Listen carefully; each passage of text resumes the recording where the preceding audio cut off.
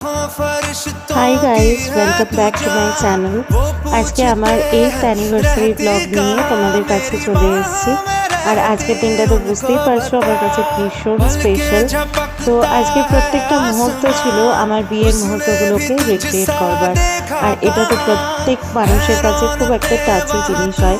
তো ঠাকুর ঘরে ঈশ্বরকে সাক্ষী রেখে আর মা বাবার আশীর্বাদ নিয়ে, যদি বাবা মাই আমাকে ক্যামেরা করে দিচ্ছিল আর কি। তো বিয়ের প্রত্যেকটা রিচুয়ালকে আবার নতুন করে করলাম, নতুন করে সেই উপলব্ধিগুলো যেন একটা অন্যরকম লাগে। তবে এটা ঠিক কথা যে বিয়ের দিনকে যে ফিলিংস বা যে ব্যাপারটা থাকে সেটা কিন্তু পরবর্তীকালে থাকে না, এটাই প্রকৃতির নিয়ম।